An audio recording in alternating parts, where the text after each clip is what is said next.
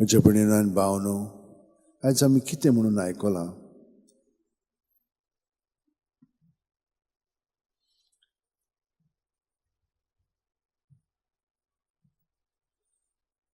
देव आमचें सगळें जाणो.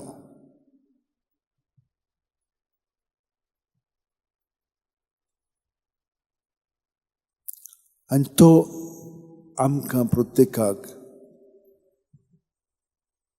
ताची येवजण कितें ती दाखयता आनी आमचे तो दोळे उक्ते करता.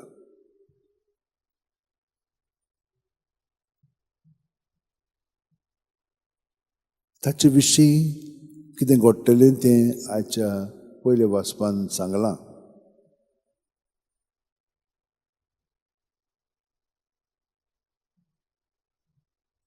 तो कोण ताचे सांगाता रावन ताचो वावर फुडें वता वो फुडें व्हरना तें तो जाणो. तर आमी पळयता दुसऱ्या वाचपांतल्यान जेजू आपलें जिवीत सारकें बापाक एकवटून जियेतालो, पूण आमी कितें पळयता? ताका ते नाकारतात. पूण तो कशे भशेन आपलें जिवीत सादता? दुसऱ्यांचेर पातयेवन रावना, फकत बापाचेर. आनी बाप जावन आसा ताची गोठाय. आमी आमचें सगळें अशें वायट कोसळ्ळें गेलां. आमी त्या वायटान पडटा आनी खरेपणी आमची न्यायनीत करूंक जाय. आमी अपराधी.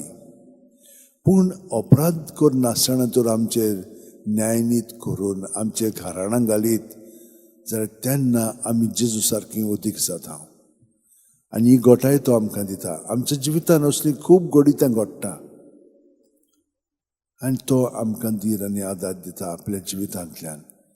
ताका आमी चिटकोन रावया आनी तो सगळें आमचे सगळें जे बापाचे येवजणे जेजू सगळें घडोवन येवंक जाय ते भशेन तो घडोवन हाडटलो आनी आमचें जिवीत सुफळटो करतलो. आमेन.